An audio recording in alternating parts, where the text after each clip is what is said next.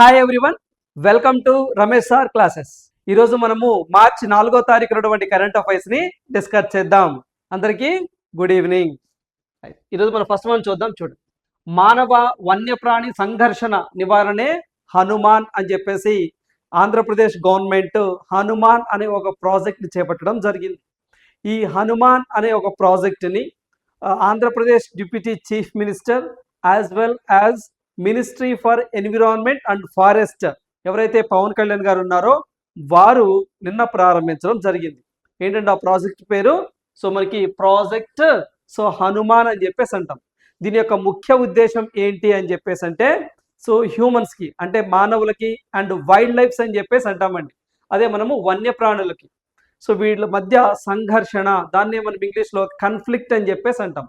అంటే human wild life కన్ఫ్లిక్ట్ని reduce చేయడానికి, తగ్గించడానికి హనుమాన్ అనే ఒక ప్రాజెక్ట్ని మంగళగిరిలో ప్రారంభించడం జరిగింది డిప్యూటీ సీఎం పవన్ కళ్యాణ్ గారు. మరి ఈ కరెంట్ అఫైర్ని పర్టికులర్గా ఏపీ వారే చదువుకోండి, తెలంగాణ వారు చదువుకోవాల్సిన అవసరం లేదు. కొన్ని రీజనల్ అంశాలు ఉంటాయండి, అవి నేను పర్టికులర్గా చెప్తాను. ఇది తెలంగాణ వారు అవసరం లేదు, ఇది ఆంధ్రప్రదేశ్ వారు అవసరం లేదు అని చెప్పేసి. ఎందుకంటే రీజనల్ అంశాలు మ్యాక్సిమం ఏపీ వారు ఏపీకి సంబంధించినవి, తెలంగాణ వారు తెలంగాణకు సంబంధించినవి చదువుకోవాలి. కొన్ని ఉమ్మడిగా అంటే మనకి ఇద్దరు చదువుకోవాల్సినవి కొన్ని ఉంటాయి.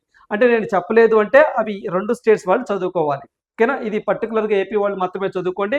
ఖచ్చితంగా రేపు రాబోతున్నటువంటి ఎగ్జామ్స్లో దీని నుంచి మనం బిట్ ఎక్స్పెక్ట్ చేయొచ్చు. ప్రాజెక్ట్ హనుమాన్కి సంబంధించి వన్యప్రాణుల్ని కాపాడుకుంటేనే పంటలు, అంటే వన్యప్రాణులను కాపాడుకుంటూనే వాటిని మనం రక్షించుకుంటూనే పంటలు కానివ్వండి, ప్రజల ప్రాణాలు కానివ్వండి, ఆస్తుల రక్షణ కల్పించేలా ఈ ప్రాజెక్ట్ని రూపకల్పన చేశాము అని చెప్పేసి డిప్యూటీ సీఎం గారు చెప్పడం జరిగింది.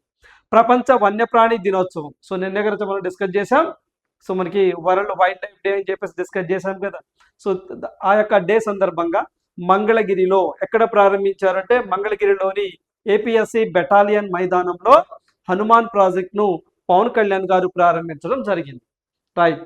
మనము చూసినట్లయితే ఆంధ్రప్రదేశ్లో పర్టికులర్గా శ్రీకాకుళం కానివ్వండి, పార్వతీపురం మాన్యం కానివ్వండి, అదేవిధంగా చిత్తూరు కానివ్వండి, ఇలాంటి డిస్టిక్స్లో ఆ పంట పొలాల మీద ఏవైతే ఈ యొక్క ఏనుగులు కానివ్వండి, ఓకేనా, ఇలాంటివన్నీ కూడా దాడి చేసి పంటలను నష్టపరుస్తున్నాయండి.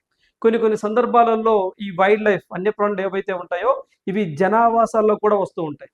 అలాంటి సందర్భంలో కన్ఫ్లిక్ట్ అంటే మానవులకి అంటే ఈ యొక్క జంతువులకు మధ్య ఉన్నటువంటి వైరుధ్యాన్ని తగ్గించడం కోసము ఈ యొక్క ప్రాజెక్ట్ హనుమాన్ని చేపట్టడం జరిగింది అని చెప్పేసి ఉప ముఖ్యమంత్రి గారు అంటే డిప్యూటీ సీఎం గారు చెప్పడం జరిగింది. మరి ఇక్కడ ఎగ్జామ్ పాయింట్ ఆఫ్ వ్యూలో హనుమాన్కి ఫుల్ ఫామ్ ఉందండి. ఆ ఫుల్ ఫామ్ ఏంటి, దీని యొక్క ముఖ్య ఉద్దేశం ఏంటి, ఇవన్నీ డిస్కస్ చేద్దాం. చూడండి 1 by 1. ఇక్కడ మనం చూసినట్లయితే హనుమాన్ అనేటువంటి ఒక ప్రాజెక్ట్ అండి. ఏంటి హనుమాన్ అని చెప్పేసి అంటామండి. హనుమాన్ ప్రాజెక్ట్ అని చెప్పేసి అంటాం. HANUMAN. ఇట్ ఈస్ బెటర్ మీరు కూడా ఇంగ్లీష్లోనే, ఎందుకంటే ఈసారి ఇక్కడ మరి తెలుగులో హనుమాన్ అని రాశారు కదా ఇక్కడ, అంటే అది ఓకేనండి. బట్ ఎందుకంటే దానికి ఫుల్ ఫామ్ ఉందండి, ఫుల్ ఫామ్ ఉంది కాబట్టి మనం చదువుకోవాలి. హనుమాన్ ప్రాజెక్ట్ అని చెప్పేసి అంటాం, ప్రాజెక్ట్ అని చెప్పేసి అంటామండి. మరి యొక్క హనుమాన్కి సంబంధించినటువంటి ఫుల్ ఫామ్ ఏంటి సార్ అంటే హెచ్ మీన్స్ హీలింగ్ అని చెప్పేసి అంటామండి. హీలింగ్ అండ్ నర్చరింగ్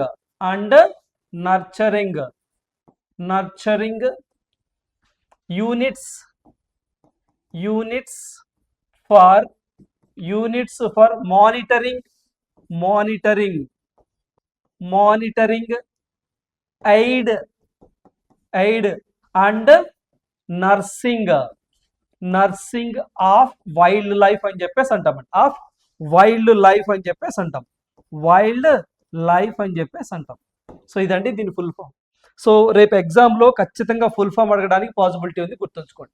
ఇక్కడ మనకి హెచ్ అంటే ఇదిగోండి, హెచ్ అంటే హీలింగ్, ఏ అంటే అండ్, ఎన్ అంటే నర్చరింగ్ అండి, యు అంటే యూనిట్స్, ఎం అంటే మానిటరింగ్, ఏ అంటే ఎయిడ్, ఎన్ అంటే నర్సింగ్ ఆఫ్ వైల్డ్ లైఫ్ అని చెప్పి పూర్తిగా చెప్తాం. ఇది దీని యొక్క ఫుల్ ఫామ్. మరి దీన్ని ఎప్పుడు ప్రారంభించారు ఈ ప్రాజెక్ట్ని అంటే నిన్నేనండి. సో నిన్నే అంటే మార్చ్ అంటే లాంచ్డ్ ఎప్పుడు ప్రారంభించారు అంటే మార్చ్ 3 మార్చ్ 2026 ఎక్కడి నుంచి మంగళగిరి అని చెప్పేసి అంటామండి. అక్కడి నుంచి ప్రారంభించడం జరిగింది. ఎవరు అంటే ministry of environment and forest అని చెప్పేసి అంటాం. ఎన్విరాన్మెంట్ అండ్ ఫారెస్ట్ అని చెప్పేసి అంటాం. ఎవరు అంటే పవన్ కళ్యాణ్ గారు. ఓకేనా. నెక్స్ట్ ఈ యొక్క హనుమాన్ అనేది ప్రధానంగా 4 పిల్లర్స్ ని బేస్ చేసుకొని ఏర్పాటు చేయడం జరిగింది. So how many pillars? 4 pillars అని చెప్పేసి అంటాము. పిల్లర్స్ అని చెప్పేసి అంటామండి. 4 పిల్లర్స్ మీద ఏర్పాటు చేశారు. ఏంటి సార్ ఆ పిల్లర్స్ అంటే wild life conservation. First pillar వచ్చేసరికి వైల్డ్ లైఫ్ కన్జర్వేషన్ అని చెప్పేసి అంటాం. నెక్స్ట్ వన్ వచ్చేసరికి సెకండ్ వన్ వచ్చేసరికి పబ్లిక్ మనకి సేఫ్టీ అని చెప్పేసి అంటాం. Public safety. Next scientific monitoring అని చెప్పేసి అంటామండి. మానిటరింగ్ అని చెప్పేసి. Next integrated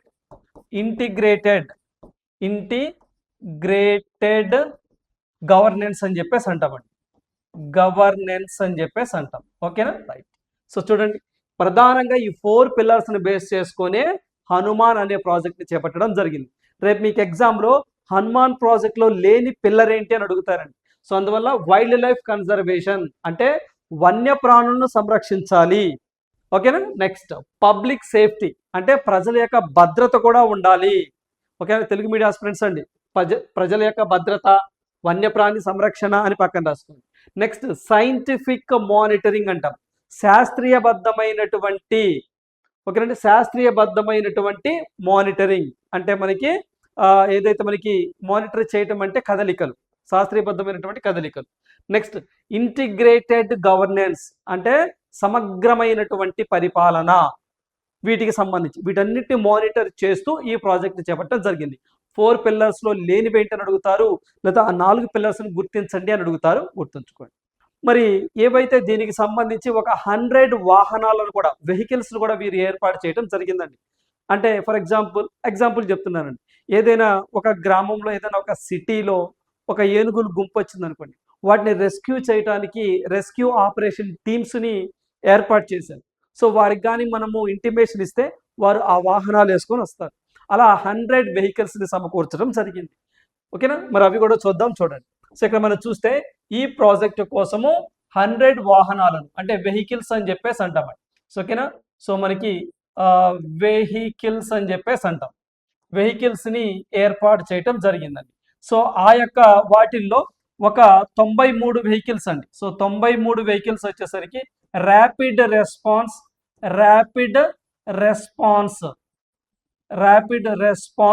and rescue vehicles అని చెప్పేసి అంటాం. సో ఒక 7 వచ్చేసరికి, ఒక 7 వచ్చేసరికి వైల్డ్ లైఫ్ అంబులెన్స్ అని చెప్పేసి అంటామండి. అంబులెన్సెస్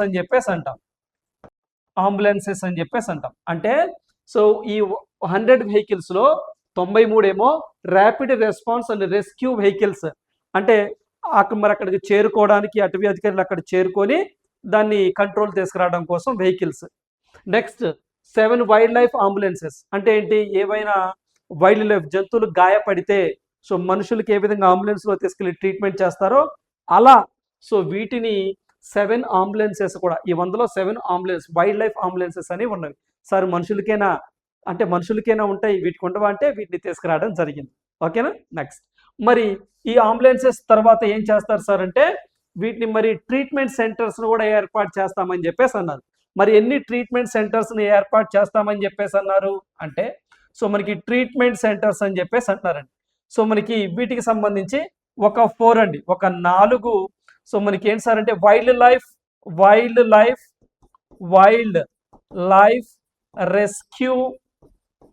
రెస్క్యూ అండ్ ట్రీట్మెంట్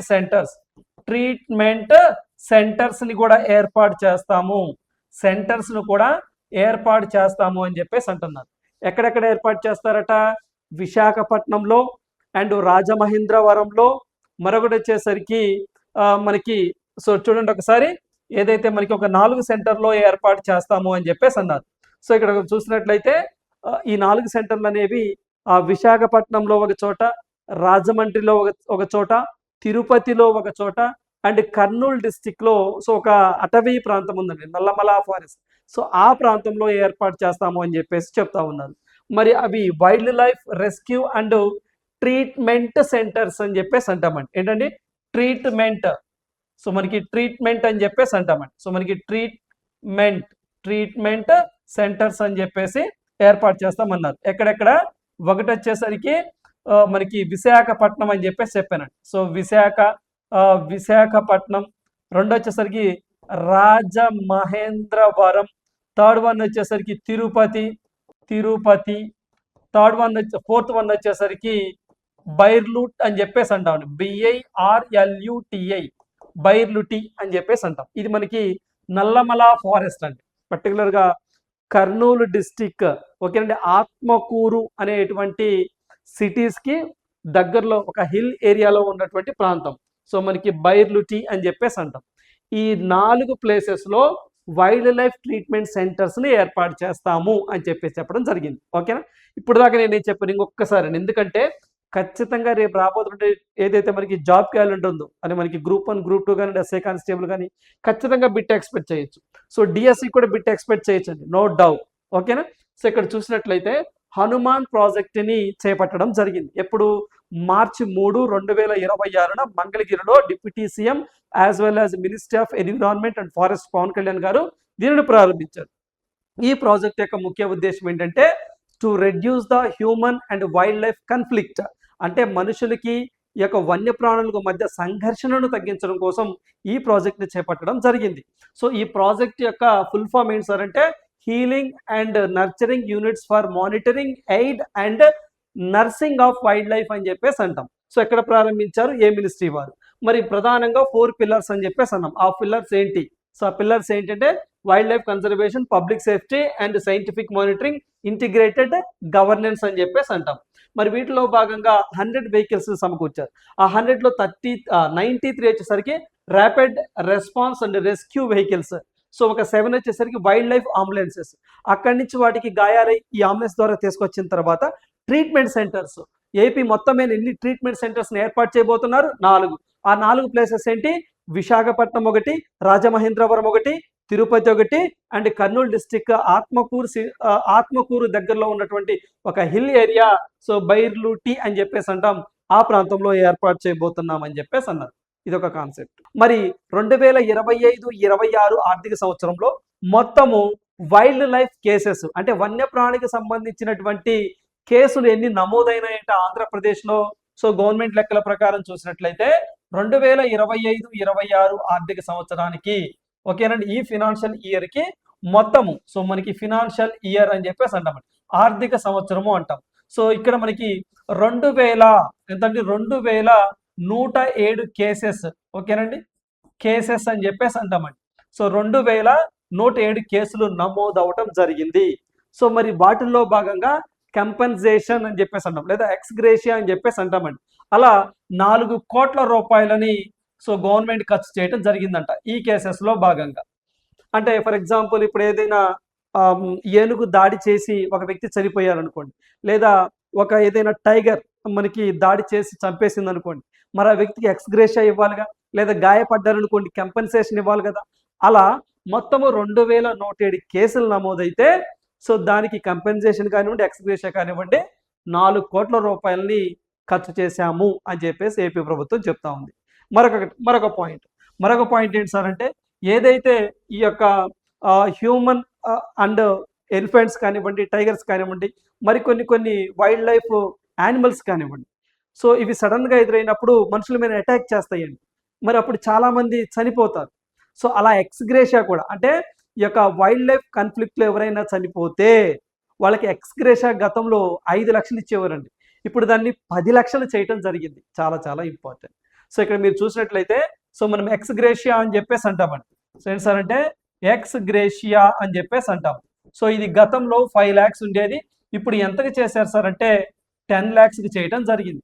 అంటే ఇప్పుడు ఎవరైనా సరే ఏదైతే ఏనుగు దాడి చేసి చంపేసినా, లేకపోతే ఏదైనా వైల్డ్ లైఫ్ యానిమల్ దాడి చేసి చంపేసినా ఆ వ్యక్తికి రాష్ట్ర ప్రభుత్వము 10 lakhs 10 లక్షల రూపాయల నష్టపరిహారాన్ని ఇస్తుంది. మరి చనిపోకుండా గాయపడితే దాన్ని కంపెన్సేషన్ కింద ఇస్తూ ఉంటారండి. సో చూడండి, సో మనకి కంపెన్సేషన్ అని చెప్పేసి అంటాం, కంపెన్సేషన్. సో ఇక్కడైతే మాత్రము చనిపోతే, ఓకేనండి, చనిపోతే డైడ్. ఇక్కడ వచ్చేసరికి గాయపడితే, గాయపడితే అని చెప్పేసి అంటున్నాను. ఎక్కడ ఎంత ఇస్తారంటే 2 lakhs ఇచ్చేవారండి. సో 2 లక్షలు ఇచ్చేవారు.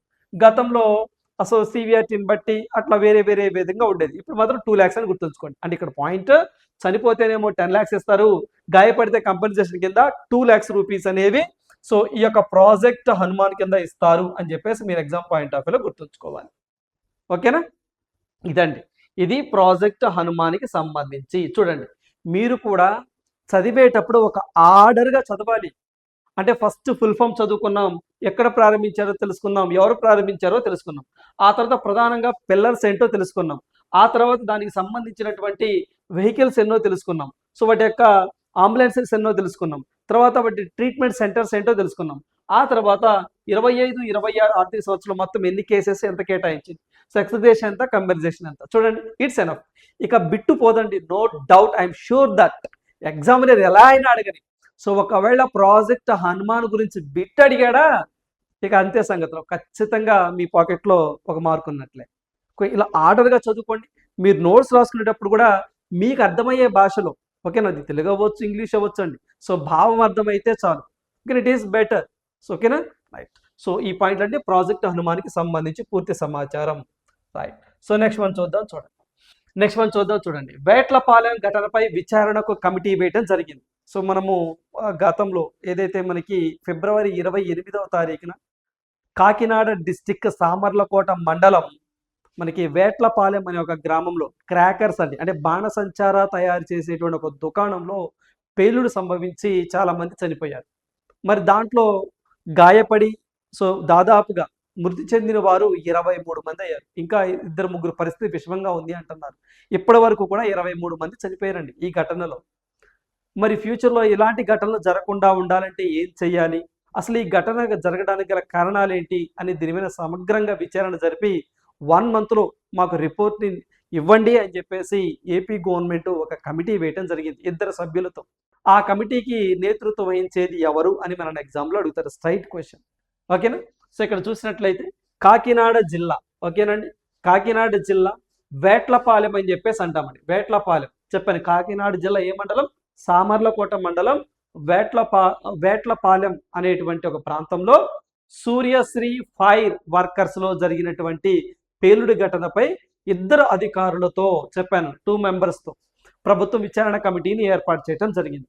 సో దానికి మున్సిపల్ పరిపాలనా శాఖ ముఖ్య కార్యదర్శి, ఆయన పేరు గుర్తుంచుకోండి, మనకి ఎన్ సురేష్ కుమార్ గారు అధ్యక్షతన, ఈయన మెయిన్ అండి, ఎవరండి ఆయన, ఎన్ సురేష్ కుమార్ అని చెప్పేసి అంటాం. వారు eagle inspector general of police, అంటే మన ఏదైతే ఆంధ్రప్రదేశ్లో గంజా మత్తు పదార్థాల నిర్మూలన కోసం ఏర్పడిందే ఈగల్, ఆ టాస్క్ ఫోర్స్ హెడ్గా ఉన్నటువంటి సో మనకి ఆర్కే అండి. సో మనకి ఆర్కే రవికృష్ణ అని చెప్పేసి అంటాము.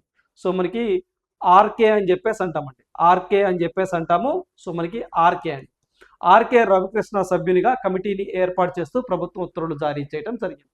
అంటే ఇక్కడ 2 పేర్లు, సో సురేష్ కుమారు, రవికృష్ణ, గుర్తుంచుకోండి, ఆర్కే రవికృష్ణ గారు అండ్ సురేష్ కుమార్ గారు. సో వీళ్ళిద్దరిలో కూడా సో మనకి ప్రెసిడెంట్ అంటే దానికి మెయిన్ నేతృత్వం వహించేది ఈయనే. 2 పేర్లే కాబట్టి 2 గుర్తుంచుకోవాల్సింది, ఓకేనా. సో ఎన్ సురేష్ కుమార్, ఆర్కే రవికృష్ణ అని చెప్పేసి గుర్తుంచుకోండి, సరిపోతుంది అంతే. సార్ అది ఎంతమంది చనిపోయారు ఏంటి అని అడగరండి, ఓకే. ఇప్పటికైతే 23 మంది చనిపోయారు. సో ఇప్పటికైతే అప్డేట్ 23 మంది చనిపోయారు, ఒక 2-3 పరిస్థితి విషమంగా ఉంది అని చెప్పేసి అంటున్నారు, ఓకేనా. సో ఎక్కడ అని అడుగుతారు, లేదా వేట్లపాలెం గ్రామం ఇటీవల కాలంలో వార్తల్లోకి వచ్చింది కదా, అది ఎక్కడ, ఏ జిల్లాలో అని చెప్పేసి అడుగుతారు, కాకినాడ జిల్లా, ఓకేనా. సో ఈ పాయింట్లు గుర్తుంచుకోండి. పనిలో పని సందర్భానుసారం అంటే ఈ కమిటీ వచ్చింది కాబట్టి రీసెంట్గా ఏదైతే మనకి తిరుమల తిరుపతి దేవస్థానం ప్రసాదించేటువంటి లడ్డు ఏదైతే ఉందో ఆ లడ్డు అంటే కల్తీ నెయ్యి ఉపయోగించారు అని చెప్పేసి విమర్శలు వస్తూ ఉన్నాయి. మీరు కూడా చూస్తూ ఉన్నారు సోషల్ మీడియాలో కానివ్వండి, న్యూస్ పేపర్లో కానివ్వండి, ఇక్కడ మరి ఆ యొక్క విచారణ నిమిత్తం గతంలో చాలా కమిటీలు వేశారండి. సో ఆ కమిటీలు ఇప్పుడు అవసరం లేదు. ఇప్పుడు రీసెంట్గా వన్ మ్యాన్తో అంటే ఏకసభ్య కమిటీని వేయటం జరిగిందండి. ఆ ఏకసభ్య కమిటీ ఎవరి ఆధ్వర్యంలో వేశారు అని అడుగుతారు. సో ఆయన పేరు దినేష్ కుమార్ అని చెప్పేసి గుర్తుంచుకోండి. సో ఇక్కడ చూద్దాం, చూడండి. ఏదైతే మనకి శ్రీవారి లడ్డూలు ఏంటండి, మనకి శ్రీవారి లడ్డు లో కల్తీ నెయ్యి కలిసిందని చెప్పేసి కల్తీ ఘీ అని చెప్పేసి అంటామండి. లేదా నెయ్యి అంశంపై వేసినటువంటి ఏకసభ్య అండి ఏకసభ్య అని చెప్పేసి అంటామండి. ఏకసభ్య కమిషన్ అని చెప్పేసి అంటాం. ఏకసభ్య కమిషన్కి నేతృత్వం ఇచ్చేది ఎవరు అంటే వన్ మ్యాన్ కమిషన్ అంటాం. ఏకసభ్య కమిషన్ అంటే వన్ మ్యాన్ కమిషన్ అని చెప్పేసి అంటామండి. ఏంటి ఆయన పేరు దినేష్ కుమార్ అని చెప్పేసి అంటామండి. ఏంటి సార్ అంటే దినేష్ కుమార్ అని చెప్పేసి అంటాం. వీరు వితిన్ 45 డేస్లో, ఎన్ని రోజుల్లో అండి, 45 డేస్లో తన నివేదికను ఇవ్వాలి అని చెప్పేసి రాష్ట్ర ప్రభుత్వం కోరడం జరిగింది. ఓకేనా, రాష్ట్ర ప్రభుత్వం కోరడం జరిగింది. సో అంతేనండి. ఇప్పుడు మీకు 2 కమిటీలు చెప్పాను. ఒకటి వచ్చేసరికి ఎన్ సురేష్ కుమార్, ఆర్కే రామకృష్ణ గారు. ఏ అంశం మీద? వేట్లపాలెం, మనకి బాణసంచార్ తయారు చేసేటువంటి అంశం పైన. ఇంకోటి తిరుపతి లడ్డు కల్తీ అనే అంశం మీద ఏకసభ్య కమిషన్, వన్ మ్యాన్ కమిషన్ అయితే మాత్రము దినేష్ కుమార్. ఇది ఎన్ని రోజుల్లో? 45 డేస్లో అందించాలి అని చెప్పేసి ఈ కమిటీలు వేయటం జరిగింది. ఓకేనా, రైట్. నెక్స్ట్ వన్ చూద్దాం, చూడండి. ఓకేనా, రైట్. ఇక్కడ చూడండి, యూట్యూబ్లోను మోదీ హవా. మొన్న మనం ఇన్స్టాగ్రామ్ చూసామండి. 100 మిలియన్స్ అంటే 10 కోట్ల మంది పైగా ఇన్స్టాగ్రామ్లో మోదీ గారికి ఫాలోవర్స్ ఉన్నారని, ఆ తర్వాత సెకండ్ ప్లేస్లో అమెరికా ప్రెసిడెంట్ డొనాల్డ్ ట్రంప్ గారికి ఉన్నారని, ఆ తర్వాత ఇండోనేషియా సుబియాంటో అని చెప్పేసి ఇండోనేషియా ప్రెసిడెంట్ ఉన్నారని, తర్వాత బ్రెజిల్ లూలా డసిల్వా ఉన్నారు అని చెప్పేసి మనం డిస్కస్ చేసాం. ఇన్స్టాగ్రామ్ అని చెప్పేసి కూడా మనం మాట్లాడుకున్నాం. మరి ఇప్పుడు యూట్యూబ్ వచ్చిందండి. మరి యూట్యూబ్లో అంటే ఒక రాజకీయవేత్త అండి, మామూలు సెలబ్రిటీస్ కాదు, అంటే స్పోర్ట్స్ పర్సన్స్ లేకపోతేనేమో సినిమా వాళ్ళ యాక్ట్రస్ వీళ్ళు కాదండి, ఒక రాజకీయవేత్తలు అంటే పొలిటీషియన్స్ అంటే పిఎంలు కానీ లేకపోతేనేమో ప్రెసిడెంట్స్ కానీ అలా ప్రపంచవ్యాప్తంగా ఉన్నటువంటి రాజకీయవేత్తల్లో అయితే మాత్రము ఎక్కువ ఫాలోవర్స్ ఉంది నరేంద్ర మోదీ గారికి అనట. మరి యూట్యూబ్లో వీరి యొక్క హవా కొనసాగుతుందట. 3 కోట్లకు దాటినటువంటి సబ్స్క్రైబర్స్. ఎన్ని కోట్లు అండి? 3 కోట్లకి వెళ్ళిపోయారట. దీంతో ఈ వేదికపై ప్రపంచంలోని అత్యధిక సబ్స్క్రైబర్స్ ఉన్న రాజకీయ నేతగా, పొలిటీషియన్గా మోదీ గారు రికార్డు సృష్టించడం జరిగింది. మరి ఇప్పుడు చూడండి ఒకసారి, యూట్యూబ్లో హైయెస్ట్ ఎవరు సబ్స్క్రైబర్స్ ఉన్నారు ప్రస్తుతానికి మీరు ఈ క్లాస్ వినే నాటికి? మోడీ గారికి. మోడీ గారు అని చెప్పేసి అంటాం. మరి ఈ మోడీ గారు చూడండి ఒకసారి, ఫస్ట్ ప్లేస్ ఎవరికి ఉంది సార్ అంటే నరేంద్ర మోదీ గారికి. ఎన్ని కోట్లు సార్? 30 million and above. ఓకేనండి, మిలియన్ అంటే మిలియన్స్ అంటే కోట్లలో చెప్పాలంటే 3 crores అండి. ఓకేనండి, 3 కోట్లు. నెక్స్ట్ ఎవరు సార్ అంటే బ్రెజిల్ ఫార్మర్ ప్రెసిడెంట్ అండి. బ్రెజిల్ దేశానికి సంబంధించినటువంటి ఫార్మర్ ప్రెసిడెంట్. ఓకేనండి, బ్రెజిల్ దేశానికి సంబంధించినటువంటి ఫార్మర్ ప్రెసిడెంట్ అండి. ఆయన పేరు బోల్సోనారో అని చెప్పేసి అంటాం. ఏంటంటే ఆయన పేరు, మనకి ఆయన పేరు వచ్చేసరికి మనకి జలర్ బోల్సోనారో అని చెప్పేసి అంటామండి. బోల్సోనారో అని చెప్పేసి అంటాం. ఈయన కొన్ని అవినీతి కేసులు కూడా ఉన్నాయండి. ఇటీవల కాలంలో అక్కడ అవినీతిలో ఈయన కూరుకొని పోయారు. బ్రెజిల్ దేశానికి సంబంధించినటువంటి బ్రెజిల్ అండి ప్రెసిడెంట్. ఏంటంటే ఎక్స్ ప్రెసిడెంట్ అండి, ఫార్మర్. ఇప్పుడు ప్రజెంట్ వర్క్ చేయట్లేదు వీరు, గుర్తుంచుకోండి. 6.6 మిలియన్. ఓకేనా, 6.6 మిలియన్ అని చెప్పేసి అంటాము. ఓకేనా, నెక్స్ట్. ఇక్కడ మీరు చూస్తే బోల్సోనారో అండి బ్రెజిల్. థర్డ్ వచ్చేసరికి ట్రంప్ అండి, ట్రంప్ అని చెప్పేసి అంటాం, యుఎస్ఏ, మీకు తెలిసిందే. ఈయనకి ఎంత సార్ అంటే 4.3 మిలియన్ అని చెప్పేసి అంటాం. 4.3 మిలియన్స్. దేంట్లో? ఇదిగోండి, యూట్యూబ్, మీ ట్యూబ్, యూట్యూబ్ మన ట్యూబ్. ఓకేనా, మరి యూట్యూబ్ ద్వారానే మనం డైలీ మీట్ అవుతా ఉన్నాం. ఓకేనా, యూట్యూబ్ అని చెప్పేసి అంటాం. యూట్యూబ్ సబ్స్క్రైబర్స్ అని చెప్పేసి అంటాం. ఫస్ట్ మోడీ గారు, తర్వాత బ్రెజిల్ ఎక్స్ ప్రెసిడెంట్ మాజీ ప్రెసిడెంట్ బోల్సోనారో గారు, తర్వాత డొనాల్డ్ ట్రంప్ గారు దీనికి సంబంధించి యూట్యూబ్కి సంబంధించి. ఓకేనా, సో పనిలో పని మనం మీకు ఏం చెప్పాను, ఇన్స్టాగ్రామ్కి సంబంధించి ఏంటంటే ఇన్స్టాగ్రామ్ అని చెప్పేసి అంటాం. మరి ఇన్స్టాగ్రామ్కి సంబంధించి హైయెస్ట్ ఎవరు ఉన్నారండి, మోడీ గారు ఉన్నారండి, మోడీ.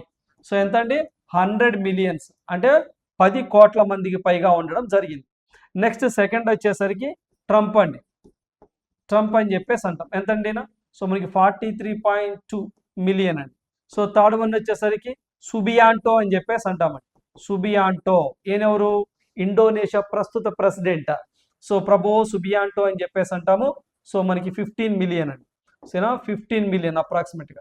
తర్వాత ఫోర్త్ వన్ వచ్చేసరికి లూలా డ సిల్వా అని చెప్పేసి అంటామండి. ఏంటండి, లూలా డ సిల్వా అని చెప్పేసి అంటాం. ఈయన ఎవరు, ప్రస్తుతం బ్రెజిల్ దేశానికి ప్రెసిడెంట్. ఓకేనండి, ప్రస్తుతం బ్రెజిల్ దేశానికి ప్రెసిడెంట్ వీనా. సో 14 మిలియన్లు అప్రాక్సిమేట్గా. ఓకేనండి, బ్రెజిల్ ప్రస్తుత ప్రెసిడెంట్. ఇందులో బోల్సోనారో అన్నామే, ఆయన యూట్యూబ్లో సెకండ్ ప్లేస్లో ఉన్నారు. ఓకేనా, సో అదే పనిలోపలిగా ఇన్స్టాగ్రామ్ మీకు చెప్పానండి. సో మనకి ఇన్స్టాగ్రామ్ సో ఎప్పుడు తీసుకొచ్చారంటే 2010లో అమెరికా కేంద్రంగా ఉంటుందని చెప్పేసి ఆడమ్ మొసేరి అని చెప్పేసి దానికి సీఈఓగా ఉన్నారు. ఓకేనండి, ఎవరంటే సీఈఓగా, సో మనకి సీఈఓగా ఎవరున్నారు సార్ అంటే ఆదమ్. సీఈఓగా సో ఎవరున్నారు సార్ అంటే అదమ్ మనకి మొసేరి అని చెప్పేసి చెప్పాను. మొసేరి అని చెప్పేసి ఆయన సీఈఓగా ఉండడం జరిగింది. దేనికి, ఇన్స్టాగ్రామ్. నెక్స్ట్ పనిలో పని, ఇప్పుడు మనకి ఎవరు సార్ అంటే యూట్యూబ్ గురించి మాట్లాడుకుందామండి. ఇప్పుడు యూట్యూబ్, మరి యొక్క యూట్యూబ్ సేమ్ అమెరికా కాలిఫోర్నియా కేంద్రంగా ఉంటుందని, ఈ యొక్క యూట్యూబ్ ప్రస్తుత సీఈఓగా నీల్ మోహన్ గారు ఉన్నారు అని చెప్పేసి గూగుల్ వాళ్ళదేనండి యూట్యూబ్. అదొక పాయింట్ గుర్తుంచుకోండి. మరి అసలు యూట్యూబ్ని ఎప్పుడు సార్ తీసుకొచ్చారు ఒకసారి చూద్దాం, చూడండి. సో మనకి యూట్యూబ్ అని చెప్పేసి అంటాం, యూట్యూబ్ అని చెప్పేసి అంటాం. ఈ యూట్యూబ్ సో ఎప్పుడు సార్ అంటే ఈ యొక్క యూట్యూబ్ను సో ఎస్టాబ్లిష్డ్ అని చెప్పేసి అంటామండి. సో ఎస్టాబ్లిష్డ్ లేదా ఫౌండెడ్ 2005. సో దీనికి హెడ్ క్వార్టర్ ఎక్కడ సార్ అంటే యుఎస్ఏ కాలిఫోర్నియా అని చెప్పేసి అంటామండి, కాలిఫోర్నియా. మరి ప్రస్తుతం దీన్ని సిఈఓ నీల్ మోహన్ అని చెప్పేసి అంటామండి. ఏంటంటే ఆయన పేరు నీల్ మోహన్ అని చెప్పేసి అంటాం. ఓకేనా, సో ఇది ఒక పాయింట్ గుర్తుంచుకో. ఈ ఎవరు సార్ అంటే ఓన్డ్ బై, ఎవరు సార్ అంటే గూగుల్ వాడిదండి, గూగుల్ అని చెప్పేసి అంటాం. సో ఇది ఒకటి గుర్తుంచుకోవాలి. ఓకేనా, సో చాలా చాలా ఇంపార్టెంట్. లాస్ట్ టైం ఇదిగోండి చాలా ఎగ్జామ్లో కూడా ప్రస్తుత సిఈఓ ఎవరు అంటే నీల్ మోహన్ అని చెప్పేసి అన్నారు. ఇంకొక పాయింట్ చెప్తా చూడండి. సో ఇప్పుడు పాయింట్ రైల్వేస్కి, జీడీకి వాటికి ఉపయోగపడుతుంది స్టాటిక్ పార్ట్ కింద. మరి యూట్యూబ్ ఫౌండర్స్ ఎవరు ఇదండి ఎగ్జామ్లో. సో మనకి ఫౌండర్స్ మొత్తం 3 ఉన్నారండి. చాంద్ హర్లే అని చెప్పేసి ఒక వ్యక్తి, ఏంటండి చాంద్ హర్లే అని చెప్పేసి అంటామండి. సో మనకి హర్లే అని చెప్పేసి ఒక వ్యక్తి. ఇంకోటి జావేద్ కరీం అని చెప్పేసి అంటామండి. ఏంటంటే ఇంకో పేరేసరికి సో మనకి జావేద్ కరీం అని చెప్పేసి అంటామండి. ఇంకొక ఆయన స్టీవ్ STEV స్టీవ్ చెన్ అని చెప్పేసి అంటామండి. స్టీవ్ చెన్ CHN. సో వీరు 3 ఫౌండర్స్ ఉండడం జరిగింది. ఫౌండర్స్ అని చెప్పేసి అంటాం. ఓకేనా, సో గుర్తుంచుకోండి, చాలా చాలా చాలా ఇంపార్టెంట్. ఓకేనా, ఆ తర్వాత గూగుల్ వాళ్ళు టేక్ ఓవర్ చేసుకున్నారు, అది వేరే విషయం. ఓకేనా, ఇక్కడ మీరు ఎగ్జామ్ పాయింట్ ఆఫ్ వ్యూలో సో యూట్యూబ్కి సంబంధించి ఫౌండర్స్ ఎవరు అంటే CHA అండి, చాంద్ హర్లే HURELY, జావేద్ కరీం, స్టీవ్ చెన్ అని చెప్పేసి ఈ 3 యూట్యూబ్ ఫౌండర్స్గా ఉన్నారు. సో ఆ తర్వాత ఇప్పుడు ప్రజెంట్ యూట్యూబ్ ఎవరిదంటే గూగుల్ వాళ్ళది. ఎస్టాబ్లిష్ 2005 అమెరికా కేంద్రంగా ఉంటుంది. ప్రస్తుత సీఈఓగా నీల్ మోహన్ ఉన్నారు. ఇది యూట్యూబ్కి సంబంధించింది. ఇన్స్టా ఇప్పుడు ఏర్పాటు చేశారు 2010. సో మనకి ఆడమ్ మొసేరి అనేది సీఈఓగా ఉన్నారు. ఓకేనా, సో ఇది మనకి 100 మిలియన్స్. ట్రంప్ మోడీ గారు ఫస్ట్ ప్లేస్లో ఉన్నారు. రైట్, చాలండి. సో చాలా చాలా టెక్ కంపెనీస్ ఏమో ఇటేమో కంపెనీస్ ఇస్తారు, ఇటేమో సీఈఓ ఇస్తారు. మ్యాచ్ ద ఫాలోయింగ్ అని చెప్పేసి అడుగుతారు. క్వశ్చన్ ప్యాటర్న్ ఇదే. ఓకేనా, సో ఫ్యూచర్లో ఇంకా మనం చాలా వస్తూ ఉంటాయి, తెలుసుకుందాం. ఓకేనండి, ఎందుకు వచ్చిందండి ఈ అంశము, మోదీ గారు సబ్స్క్రైబర్స్ ఉండడం వల్ల. పనిలో పనిగా మన రమేష్ సార్ క్లాసెస్ సబ్స్క్రైబర్స్ అని కూడా మీరే మా బ్రాండ్ అంబాసిడర్స్. ఓకేనా? సో, నేను కొత్తగా పరిచయం అవసరం లేదు మీకు. లాస్ట్ టైం మనకి ఎస్ఐ కానిస్టేబుల్ కానివ్వండి, డిఎస్సి కానివ్వండి, గ్రూప్ 2 కానివ్వండి, ఓకేనా? సో, ఇవన్నీ కూడా మనం ఎగ్జాక్ట్‌గా గన్ షాట్‌గా మనమైతే అనాలిసిస్ చేసి నేను మీకు అందించానో అవన్నీ కూడా వచ్చినాయి. సో, ఎవరైతే ప్రీవియస్ నోట్స్ రాసుకొని ఉంటారో వాళ్ళందరికీ కూడా తెలుసు. మీరే మా బ్రాండ్ అంబాసిడర్స్.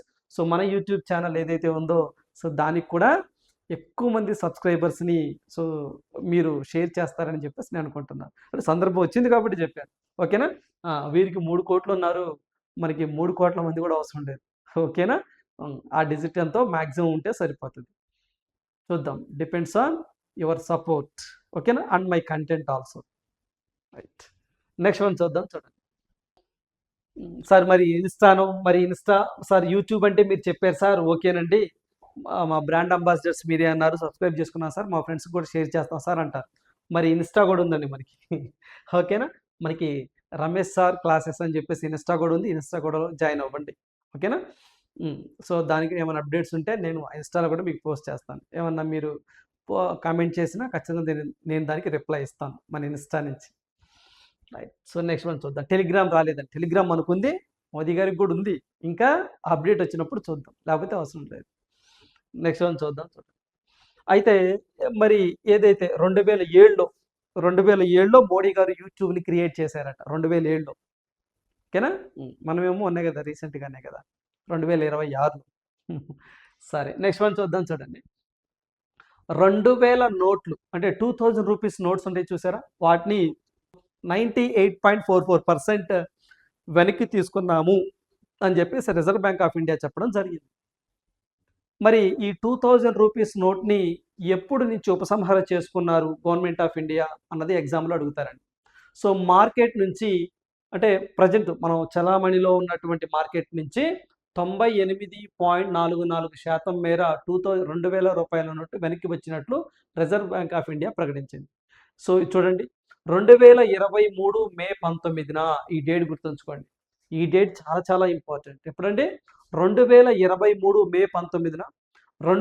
2000 నోట్లను ఉపసంహరించుకున్నట్లు రిజర్వ్ బ్యాంక్ ఆఫ్ ఇండియా ప్రకటించడం తెలిసింది. అప్పట్లో ఈ 2000 రూపీస్‌ని మీరు ఎక్స్‌చేంజ్ చేసుకోండి బ్యాంకుల దగ్గరికెళ్ళి అని చెప్పేసి చెప్పిందండి.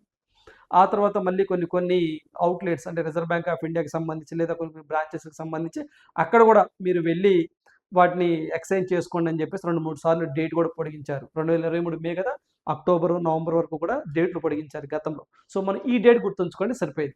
సో, ఆ డేట్‌న ఉపసంహరించుకుంటున్నాం అంటే వెనక్కి తీసేసుకుంటున్నాం అని చెప్పేసి రిజర్వ్ బ్యాంక్ ఆఫ్ ఇండియా చెప్పింది. మరి ఇప్పుడు ఎందుకు సార్ వార్తల్లోకి వచ్చింది అంటే సో, అప్పట్లో ఏదైతే మనకి ఇదిగోండి 2023 మే 19న మార్కెట్‌లో ఉన్నటువంటి సో, మొత్తము 3.56 లక్షల కోట్ల లక్షల కోట్ల 2000 రూపీస్ మార్కెట్‌లో చలామణి అవుతూ ఉండేవి. అప్పట్లో ఎప్పుడు 2023 మే 19న 3.56 లక్షల కోట్ల విలువైనటువంటి 2000 రూపీస్ నోట్స్ అనేవి మార్కెట్‌లో ఉండేవట. ఓకేనా? సో, చలామణిలో ఉండేవి. సో, ఇవి 2026 2026 ఫిబ్రవరి 28 నాటికండి. ఫిబ్రవరి 28 నాటికి వీటి వాల్యూ వచ్చేసరికి ఇక ఎంత ఉంది సార్ అంటే 5,551 కోట్లేనండి. ఎంతండి? 5,551 సో కోట్లు మాత్రమే ఉన్నదట. సో వీటి విలువ పర్సంటేజ్‌లో చెప్పాలి అంటే 1.56% మాత్రమే మార్కెట్‌లో ఇంకా అంటే రిజర్వ్ బ్యాంక్ ఆఫ్ ఇండియాకి ఇంకా పూర్తిగా అందలేదట. అంటే మరి ఏం చేశారు సార్ వాటిని? అంటే దాచిపెట్టుకోవచ్చు, ఏమైనా చేసుకోవచ్చు. ఓకేనా? ప్రస్తుతానికి ఉండవు. ప్రస్తుతానికైతే మార్కెట్‌లో 5,551 కోట్ల విలువైనటువంటి సో 2000 రూపీస్ నోట్స్ మాత్రమే ఉన్నాయట. అవి పర్సంటేజ్‌లో చెప్పాలంటే 1.56%. మొత్తము 98.44% వెనక్కి తీసుకున్నాము అని చెప్పేసి అంటున్నారు. సో గుర్తుంచుకోండి 2026 ఫిబ్రవరి 28 నాటికి 2000 రూపీస్ నోట్లు మార్కెట్‌లో ఎన్ని ఉన్నాయి? 1.56 ఉన్నాయి. వాటి వాల్యూ ఎంత? 5,551 కోట్ల రూపాయలు అని చెప్పేసి గుర్తుంచుకోండి సరిపోతుంది. ఓకేనా? సో అందువల్ల ఇది మనకి న్యూస్‌లోనికి రావడం జరిగింది. మరి పనిలో పనిగా ఇక్కడ చూడండి. సో మనకి డీమానిటైజేషన్ అని చెప్పేసి అంటామండి. సో దాన్ని డీమానిటైజేషన్ ఎప్పుడు జరిగింది? చూడండి ఒకసారి. ఇక్కడ పెద్ద నోట్ల రద్దు ఎప్పుడు జరిగిందండి? 2016 నవంబర్లో జరిగిందండి. 2016 నవంబర్లో జరిగింది. మీ అందరికీ తెలిసింది లాస్ట్గా. సో పర్టికులర్గా నవంబర్ 8వ తారీఖు అండి. 2016 నవంబర్ 8వ తారీఖున డిమానిటైజేషన్, పెద్ద నోట్ల రద్దు జరిగింది. మరి 2000 రూపీస్ని ఉపసంహరించుకున్నట్లు ఎప్పుడు? 2023 మే 19న చేపట్టడం జరిగింది. ఈ 2 డేట్స్ గుర్తుంచుకోండి. ఓకేనా. నెక్స్ట్ సందర్భం వచ్చింది కాబట్టి 2000 రూపీస్ కలరు, వాటి మెజర్మెంట్ చూద్దాం. సో ఇప్పుడు మ్యాక్సిమం అడక్కపోవచ్చు అండి. అంటే గతంలో 10 రూపీస్, 50 రూపీస్, 20 రూపీస్ ఇలా ఉన్నాయి కదా, 500 రూపీస్ నోట్స్. వాటి యొక్క మెజర్మెంట్స్, కలర్స్, వాటి యొక్క మఫ్టీ అంటాం, బ్యాక్ సైడ్ సింబల్స్ ఉంటాయి చూసారా, అవన్నీ ఎగ్జామ్లో గతంలో అడిగేవారండి. ఇప్పుడు పాత పడిపోయింది కదా, ఇప్పుడు అవి అడగకపోవచ్చు. కాకపోతే 2000 రూపీస్ వార్తల్లో ఉంది కాబట్టి జస్ట్ దాని గురించి మనం తెలుసుకుందాం. సో ఇక్కడ మనం చూస్తే కలర్ వచ్చేసరికి మెజెంటా కలర్ అని చెప్పేసి అంటామండి. కలర్ వచ్చేసరికి సో మనకి మెజెంటా కలర్ అని చెప్పేసి అంటామండి. సో మనకి మెజెంటా కలర్ అని చెప్పేసి అంటాం. వీటి యొక్క డైమెన్షన్స్ అని చెప్పేసి అంటామండి. డైమెన్షన్స్ అని చెప్పేసి అంటాం. ఏంటి సార్ అంటే so 66 mm into so 166 mm అని చెప్పేసి అంటాం. సో రివర్స్ సైడ్ అంటే బ్యాక్ సైడ్ సో మనకి ఏమంటాము, ముఫ్టీ అని చెప్పేసి అంటామండి. ముఫ్టీ అని చెప్పేసి అంటాం. సో అంటే బ్యాక్ సైడ్ అండి, MOTIF అని చెప్పేసి అంటాం. సో మనకి మంగళయాన్ అని చెప్పేసి అంటామండి. ఓకేనా. ఏముంటుందండి, మంగళయాన్ అని చెప్పేసి అంటాము. Okay, Mars. సో దానికి సంబంధించి బ్యాక్ సైడ్ ఆ యొక్క సింబల్ లేదా ముఫ్టీ అని చెప్పేసి అంటాం, అది ఉంటుంది. సో ఇట్ ఈస్ బెటర్, ఇది మాత్రమే గుర్తుంచుకోండి. మళ్ళీ చెప్తున్నాను, అంటే 2000 రూపీస్ ఇంకా మార్కెట్లో ఉంది కాబట్టి ఈ 2000 గురించి మాత్రమే మనం డిస్కస్ చేసాం. ఇప్పుడు ఆ పాత డేటా అవసరం లేదు, ఇంక ఎగ్జామ్లో అడగరు. ఓకేనా. అవి కాలం చెల్లినవి. వందే భారత్ ఎలా కాలం చెల్లినవో అలా కాలం చెల్లినవి అవి కూడా. నెక్స్ట్ సో ఇది మనకి రిజర్వ్ బ్యాంక్ ఆఫ్ ఇండియాకి సంబంధించి. ఇప్పుడు రిజర్వ్ బ్యాంక్ ఆఫ్ ఇండియా వచ్చింది కాబట్టి కొన్ని పాయింట్లు చెప్తా చూడండి, మీకు తెలిసినవే.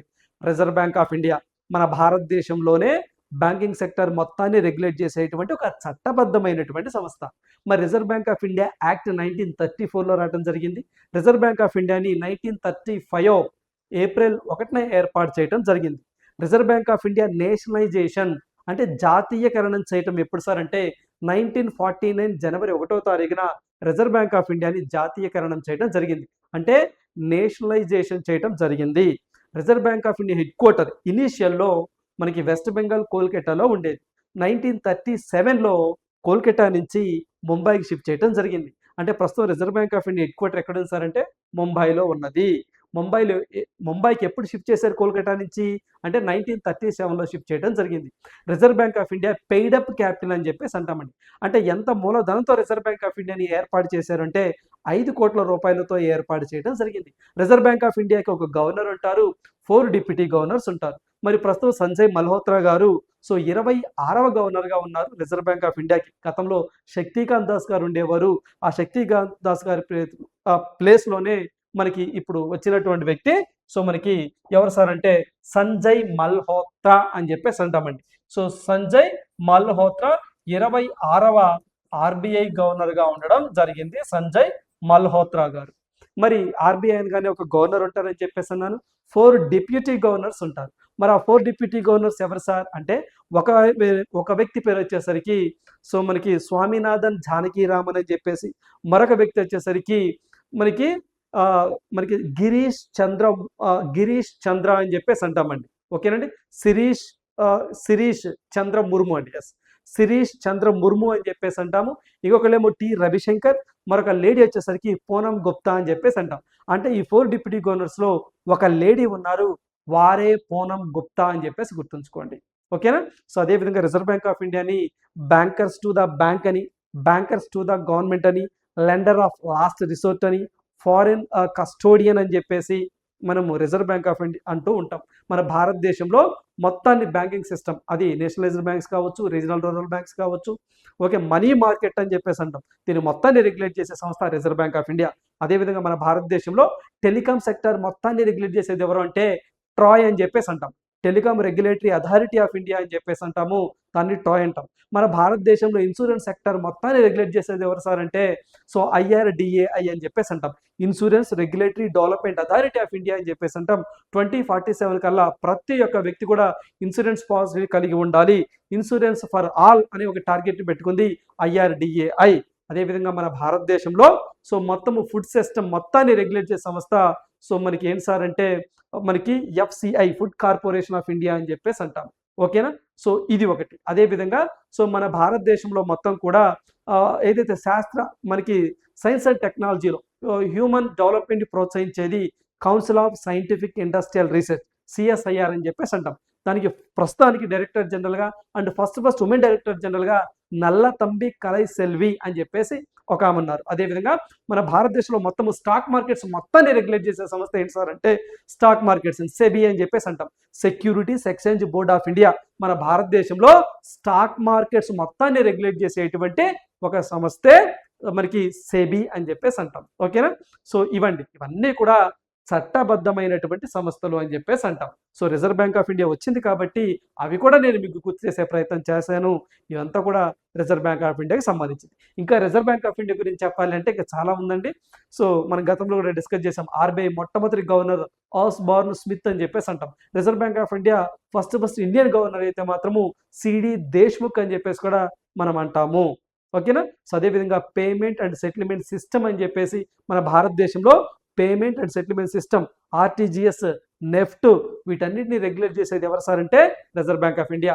అదేవిధంగా మన భారతదేశంలో UPIని రెగ్యులేట్ చేసేటువంటి సంస్థ UPI, యూనిఫైడ్ పేమెంట్స్ ఇంటర్ఫేస్ అని చెప్పేసి అంటాం. ఈ UPIని రెగ్యులేట్ చేసే సంస్థ ఎవరు సార్ అంటే so national payments corporation of India, national payments corporation of India అని చెప్పేసి అంటాం. NPCI, ఈ NPCI రెగ్యులేట్ చేసేది ఎవరు సార్ అంటే రిజర్వ్ బ్యాంక్ ఆఫ్ ఇండియా అని చెప్పేసి అంటాం. గుర్తుంచుకోండి, ఇప్పుడు మనం ఫోన్పేలో UPI నెంబరు అని చెప్పేసి అంటాం కదా, సో UPI నెంబర్ ఎంటర్ చేయండి అంటాం కదా. ఈ UPI రెగ్యులేట్ చేసేది చాలా మంది రిజర్వ్ బ్యాంక్ ఆఫ్ ఇండియా అనుకుంటారు. No, UPI is regulated by national payments corporation of India. National payments corporation of India is regulated by so RBI ఎప్పుడు వచ్చింది? 1935లో వచ్చింది. National payments corporation of India so ఇది ఎప్పుడు వచ్చింది అంటే 2008లో వచ్చింది. UPI, సో ఇది ఇంపార్టెంట్ అండి. సో UPI అని చెప్పేసి అంటాము. ఈ UPI ఎప్పుడు వచ్చింది సార్ అంటే 2016లో ఇంట్రొడ్యూస్ చేయడం జరిగింది, ఏప్రిల్లో. ఓకేనా, సో ఈ పాయింట్స్ అన్ని కూడా మనం గతంలో డిస్కస్ చేసాం. ఇవన్నీ మీకు తెలిసినవే, జస్ట్ నేను ఒకసారి రీకాల్ చేశాను. అదేనండి, మన కరెంట్ అఫైర్స్ వినడం వల్ల సో ఏంటి సార్ అంటే ఇలా మీకు సబ్జెక్ట్ నేను రీకాల్ చేస్తూ ఉంటాను. అంటే మీరు ఇండైరెక్ట్గా 10 సార్లు చదివిన దాంతో సమానం ఒకసారి విన్నట్లయితే. ఓకేనా, రైట్. సో నెక్స్ట్ వన్ చూడండి. సో చూడండి, ఇవన్నీ కూడా సందర్భం వచ్చింది కాబట్టి సో ఇవన్నీ మీకు చెప్పాను. చాలా ఎగ్జామ్లో కూడా డిమానిటైజేషన్ ఎప్పుడు జరిగింది? 2016 నవంబర్ 8. ఓకేనా, సో రిజర్వ్ బ్యాంక్ ఆఫ్ ఇండియాకి సంబంధించి పూర్తి సమాచారాన్ని మనం తెలుసుకోవడం జరిగింది. నెక్స్ట్ వన్ చూడండి. So Srinagar central jail gets first women superintendent. చూడండి, జమ్మూ అండ్ కాశ్మీర్కి సంబంధించినటువంటి ఒక అంశం.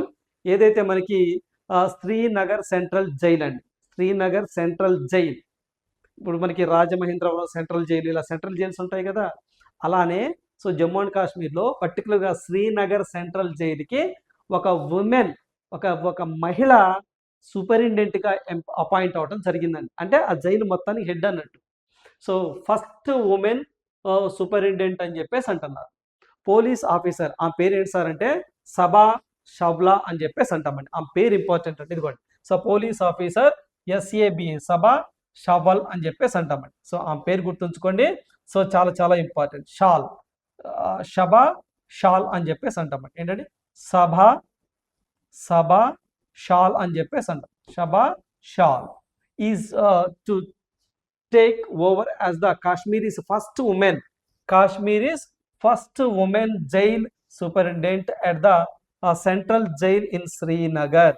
దాదాపుగా ఈ జైల్లో 500 మందికి పైగా ఖైదీలు ఉంటారట. సో అలా కాశ్మీర్స్ ఫస్ట్ ఉమెన్ జైల్ సూపరింటెండెంట్గా సబా షాల్ గారు అపాయింట్ అవడం జరిగిందండి. సో ఖచ్చితంగా బిట్ ఎక్స్పెక్ట్ చేయొచ్చు, నో డౌట్ అబౌట్ దట్. షబాష్ అని చెప్పేసి గుర్తుంచుకోండి. అంటే షబాష్ కాదండి, అది షబా షాల్ అని చెప్పేసి అంటే లేడీ. సో శ్రీనగర్ సెంట్రల్ జైలుకి ఫస్ట్ ఉమెన్ సూపరింటెండెంట్గా ఈమె రావడం జరిగింది. అంతే, ఇంకేం అవసరం లేదు. ఆమె పేరు గుర్తుంచుకోండి, ఆ జైలు గుర్తుంచుకోండి, సరిపోతుంది. ఓకేనా? మరి మొట్టమొదటి మహిళ అనే అంశం మీద మనం ఏమైనా డిస్కస్ చేసామా గతంలో? అంటే చాలా అంశాలు మేము డిస్కస్ చేసామండి. ఏంటి సార్ అంటే కజిరంగా నేషనల్ పార్క్ అని చెప్పేసి అన్నాం. కజీరంగా నేషనల్ పార్క్ అస్సాంలో ఉంటుందని, సో ఎక్కువగా రైనోస్ ఎక్కువగా ఉంటాయని చెప్పేసి డిస్కస్ చేసాం. ఆ కజిరంగా నేషనల్ పార్క్కి ఫీల్డ్ డైరెక్టర్గా, అంటే ఆ యొక్క నేషనల్ పార్క్ మొత్తానికి హెడ్గా మనము సోనాలి ఘోష్ గారు వచ్చారు అని చెప్పేసి మనం గతంలో డిస్కస్ చేసాం. అదేవిధంగా వందే భారత్ ట్రైన్ నడిపిన మొట్టమొదటి మహిళా పైలట్ ఎవరంటే సురేఖ యాదవ్ అని చెప్పేసి మహారాష్ట్ర ఆమె రిటైర్మెంట్ ప్రకటించారండి, లేరు. సో అయినా సరే అది హిస్టరీగా మిగిలిపోతుంది. అదేవిధంగా త్రిపుర రాష్ట్రంలో మొట్టమొదటి లోకో పైలట్ డెబోలినా రాయ్ అని చెప్పేసి మనం మాట్లాడుకున్నాం. అదేవిధంగా పీటీ ఉషా అని చెప్పేసి ఏదైతే ఇండియన్ ఒలింపిక్ కమిటీకి ఉమెన్ ప్రెసిడెంట్గా పీటీ ఉషా మొట్టమొదటి మహిళ అని చెప్పేసి మాట్లాడుకున్నాం. అదే ఇంటర్నేషనల్ ఒలింపిక్ కమిటీకి క్రిస్టీ కొవెంట్రీ అని చెప్పేసి జుంబాంబే దేశానికి సంబంధించిన మహిళ వచ్చిందని చెప్పేసి మనం మాట్లాడుకున్నాం. సో మొన్నే మనము తేజస్ యుద్ధ విమానాన్ని నడిపినటువంటి మోహనా సింగ్ రాజస్థాన్ స్టేట్కి సంబంధించిన ఆమె అని చెప్పేసి మనం మాట్లాడుకున్నాం. మరి ఒకటి రీసెంట్గా ఏదైతే రఫేల్ యుద్ధ విమానాలు ఉంటాయో, సో మనకి రఫేల్ యుద్ధ విమానాలు ఉంటాయో ఆ రఫేల్ యుద్ధ విమానాలకు సంబంధించి శివాంగి సింగ్ అని చెప్పేసి ఉత్తరప్రదేశ్కి సంబంధించిన ఆమె, సో రఫేల్ యుద్ధ విమానాలు నడిపారు అని చెప్పేసి మనం డిస్కస్ చేసాం. శివాంగి సింగ్ అనగానే రఫేల్ గుర్తు రావాలి. తేజస్ యుద్ధ విమానం నడిపిన మొట్టమొదటి ఉమెన్ పైలట్ అనగానే మీకు మోహనా సింగ్ అని గుర్తు రావాలి. ఓకేనా? సో ఇద్దరు పేర్లు కూడా చాలా చాలా ఇంపార్టెంట్. అదేవిధంగా శబరిమల ఆలయాన్ని సందర్శించినటువంటి మొట్టమొదటి విమెన్ ప్రెసిడెంట్ ఎవరు అనగానే ద్రౌపది ముర్ము గారు గుర్తు రావాలి. రఫేల్ యుద్ధ విమానంలో ప్రయాణించిన మొట్టమొదటి ఉమెన్ ప్రెసిడెంట్ ఎవరు సార్ అనగానే మీకు ద్రౌపది ముర్ము గారే గుర్తు రావాలి.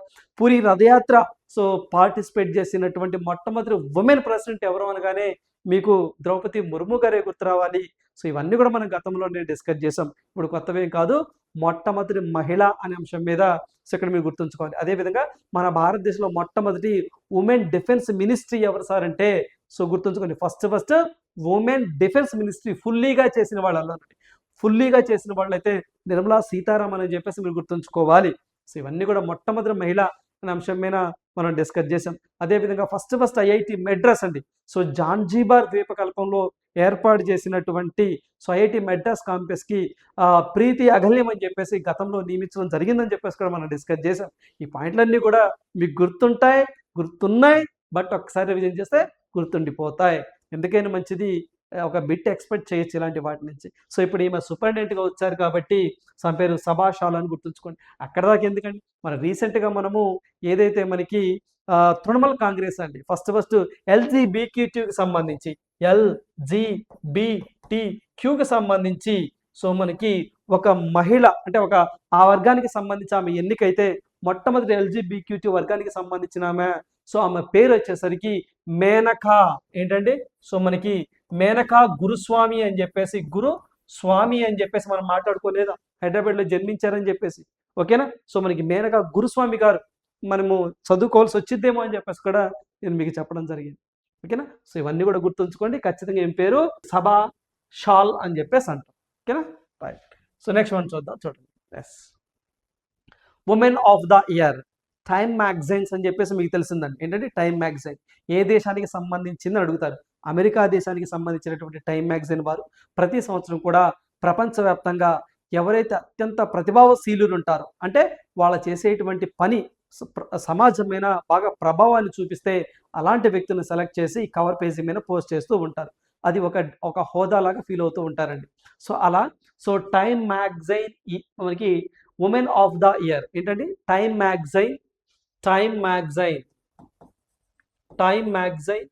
ఉమెన్ ఆఫ్ ద ఇయర్ 2026 అని చెప్పేసి అంటాం. మొత్తము ఎంతమందిని సెలెక్ట్ చేశారంటే 16 మందిని సెలెక్ట్ చేయడం జరిగిందండి. గుర్తుంచుకోండి, మొత్తము 16 మందిని సెలెక్ట్ చేయడం జరిగింది. సార్ ఆ 16 మంది చదవాలంటే 16 మంది అవసరం లేదు, వాళ్ళల్లో ఖచ్చితంగా ఒక పేరు అయితే ఖచ్చితంగా చదవాలి, ఇంకొక ఇద్దరు పేర్లు అయితే ఆప్షనల్, అది కూడా చదువుకుంటే సేఫ్ జోన్లో ఉంటాం. ఆ 16 మందిలో మనం చదవాల్సిన పేర్లు 3 మాత్రమే. ఒకళ్ళేమో మన ఇండియన్, ఒక ఇద్దరేమో మన భారత సంతతికి సంబంధించిన ఇండియన్ ఆరిజిన్స్ ఉన్నారు. ఓకేనా? రేపు మీకు ఎగ్జామ్లో సో మనకి Times magazine woman of the year 2026లో చోటు దక్కించుకున్నటువంటి భారతీయ మహిళ ఎవరు అని చెప్పేసి అడగగానే ఇదిగోండి. సో చూడండి ఎంత బాగా స్మైల్‌గా నవ్వుతా ఉన్నారు. సో వారే మీ అందరికీ తెలిసిందే. సో ఈమెనండి. సో ఈమె మీ అందరికీ తెలిసిందే. వారెవరు సార్ అంటే ఎడ్యుకేటింగ్ గర్ల్స్ అని చెప్పేసి ఒక సంస్థని ఏర్పాటు చేసినటువంటి ఆమె. ఆమె సో ఎవరు సార్ అంటే ఎడ్యుకేట్ గర్ల్స్‌ని ఏర్పాటు చేసినటువంటి సఫీనా హుస్సేన్ అని చెప్పేసి అంటామండి. ఆమె పేరు అది. ఏంటండి ఆమె పేరు? సో చూడండి ఒకసారి. సో మనకి సఫీనా హుస్సేన్ అని చెప్పేసి అంటామండి. సఫీనా హుస్సేన్ అని చెప్పేసి అంటాము. ఈమె ఎడ్యుకేట్ గర్ల్స్ అనే ఒక ఎన్‌జీఓను స్థాపించి సో పిల్లలకి ఎడ్యుకేషన్ నేర్పిస్తా ఉందండి. సో ఆ ప్రభావం అనేది చాలా మంది మీద ప్రభావం చూపించింది. అందువల్ల ఈమెను సెలెక్ట్ చేయడం జరిగింది. ఈ ఎడ్యుకేట్ గర్ల్‌ని 2007లో ఏర్పాటు చేయడం జరిగింది. ఓకేనా? ఈమె పేరు గుర్తుంచుకోండి. మరి మొత్తం ముగ్గురు పేర్లు అని చెప్పేసి అన్నాను కదా! ఒక ఆమెమో సఫీనా హుసేన్. మరొక ఇద్దరు ఎవరు సార్ అంటే అది కూడా చూద్దాం చూడండి. సో ఒక పర్సన్ వచ్చేసరికి అయితే మాత్రము సో మనకి సఫీనా చూడండి. సో మనకి సఫీనా హుస్సేన్ అని చెప్పేసి అన్నారు. మనకి హుస్సేన్ అని చెప్పేసి అన్నారు. మరొకరు వచ్చేసరికి రేష్మా. సెకండ్ పర్సన్ వచ్చేసరికి రేష్మా కెబల్ రాబీ అని చెప్పేసి అంటామండి. కెబల్ KEWAL కెబల్ రా మణి అని చెప్పేసి అంటాం. MANI. ఓకే అండి. సో మనకి కెబల్ రా మణి అని చెప్పేసి అంటాం. సో థర్డ్ వన్ వచ్చేసరికి రేష్మా సౌజని అని చెప్పేసి అంటామండి. SAUJANI రేష్మా సౌజని. తర్వాత రేష్మా కావల్రా మణి సఫీనా హుస్సేన్ అని చెప్పేసి అంటాం. వీరేమో ఎడ్యుకేషన్కి సంబంధించి ఏ ఫీల్డ్. సో వీరికి రేష్మా కవల్రా మణి అయితే మాత్రము సో వీరు మనకి బయోటెక్నాలజీకి సంబంధించండి. సో మనకి బయోటెక్నాలజీకి సంబంధించి. సో వీరు వచ్చేసరికి సో సోషల్ అడ్వొకేసీ అని చెప్పేసి అంటాం. అడ్వొకసీకి సంబంధించి అంటే వాళ్ళ ఫీల్డ్స్ కూడా గుర్తుంచుకోండి సరిపోతుంది. వీళ్ళ ముగ్గురు పేరు వీళ్ళిద్దరు అయితే మాత్రము సో ఇండియన్ ఆరిజిన్స్ అండి. వీళ్ళిద్దరూ మన ఇండియన్ ఆరిజిన్స్ అని చెప్పేసి అంటాం. ఓకేనా? వీరేసరికి మన ఇండియన్. ఇంకా పాయింట్ ఏంటంటే ఈ ఎడ్యుకేట్ గర్ల్కే 2025 రామన్ మెగసెసే అవార్డు కూడా రావడం జరిగింది. ఓకేనా? సో గుర్తుంచుకోండి. ఈ ఎడ్యుకేట్ గర్ల్స్ స్థాపించినటువంటి సఫీనా హుసేన్ ఉన్నారా సో వీరికి 2025 రామన్ మెగసెసే అవార్డు అని చెప్పేసి అంటామండి. రామన్ మెగసెసే అవార్డు అని చెప్పేసి రావడం జరిగింది ఆ ఎడ్యుకేట్ గర్ల్కి. రైట్, గుర్తుంచుకోండి. సో నెక్స్ట్ వన్ చూద్దాం చూడండి. సో నెక్స్ట్ వన్ చూసినట్లయితే 5083 కోట్ల రక్షణ ఒప్పందాలను చేసుకోవడం జరిగిందండి. సో నిన్న మనకి డిఫెన్స్ మినిస్ట్రీ ఎవరైతే సో సెక్రటరీగా ఉన్నారో సో మనకి రాజేష్ కుమార్ సింగ్ అని చెప్పేసి అంటామండి. వారి యొక్క ఆధ్వర్యంలో 2 MOUs జరగడం జరిగిందండి. ఆ MOUs ఏంటి అన్నది ఎగ్జామ్లో అడగడానికి పాసిబిలిటీ ఉంది. ఇక్కడ చూస్తే భారతీయ తీర గస్తీ అవసరాల నిమిత్తం అంటే ఇండియన్ కోస్ట్ గార్డ్ అని చెప్పేసి అంటామండి. భారతీయ తీర గస్తీ సో దీనికి సంబంధించి అవసరాల నిమిత్తము 6 అడ్వాన్స్డ్ లైట్ హెలికాప్టర్లను మరియు వర్టికల్ లాంచ్ మిజైల్స్ తయారీకి 2 సంస్థలతో రక్షణ మంత్రిత్వ శాఖ 5083 కోట్ల విలువైనటువంటి ఒప్పందాలను చేసుకుంది. సో అయితే ఇక్కడ చూద్దాం చూడండి. ఈ యొక్క ఒప్పందాలు 2 ఒప్పందాలు అన్నాం కదా. ఒక ఒప్పందం వచ్చేసరికి ఇదిగోండి. సో ఇక్కడ మీరు చూసినట్లయితే సో 6 ఏవైతే ఉంటాయో అడ్వాన్స్డ్ సో మనకి 6 అడ్వాన్స్డ్ లైట్ హెలికాప్టర్స్ అని చెప్పేసి అంటాం. లైట్ హెలికాప్టర్స్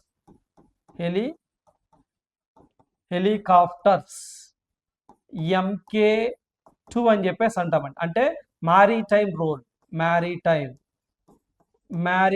అని చెప్పేసి అంటామండి. మ్యారీటైమ్ రోల్ అంటే ఇండియన్ కోస్ట్ గార్డ్కి ఇస్తారు. ఎవరికి ఇస్తారు ఇవి? ఇండియన్ కోస్ట్ గార్డ్కి ఇస్తారండి.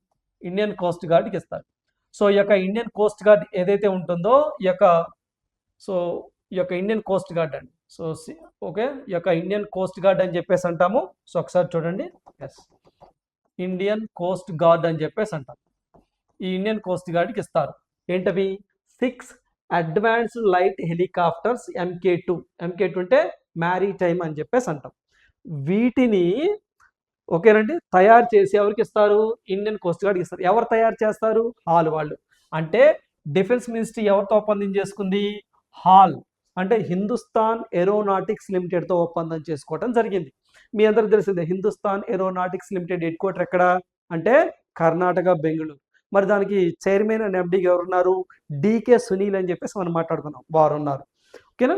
సో ఇది హాల్తో ఒప్పందం చేసుకోవడం జరిగింది. మొత్తం అమౌంట్ ఎంత అంటే 2,901 కోట్లు అండి. ఓకేనండి. సో ఇంత అమౌంట్తో ఒప్పందం చేసుకోవడం జరిగింది. ఓకేనా. సో చూడండి అక్కడ 2,901 కోట్లు ఎంతండి? సో 2,901 crore డిఫెన్స్ మినిస్ట్రీ వారు హాల్తో ఒప్పందం చేసుకున్నారు. అంటే ఈ 6 అడ్వాన్స్డ్ లైట్ హెలికాప్టర్స్ MK2 ఎవరు తయారు చేస్తారు? హాల్ వాళ్ళు తయారు చేస్తారు. ఎవరికి ఇస్తారు? ఇండియన్ కోస్ట్ గార్డ్కి ఇస్తారు. అది ఒక ఒప్పందం. నెక్స్ట్ రెండవ ఒప్పందం ఇదిగోండి ఎక్కడ చూడండి. రెండవ ఒప్పందం ఏం సార్ అంటే సో మనకి స్టీల్. సో చూడండి SHTIL అని చెప్పేసి అంటామని. స్టిల్ సర్ఫేస్ టు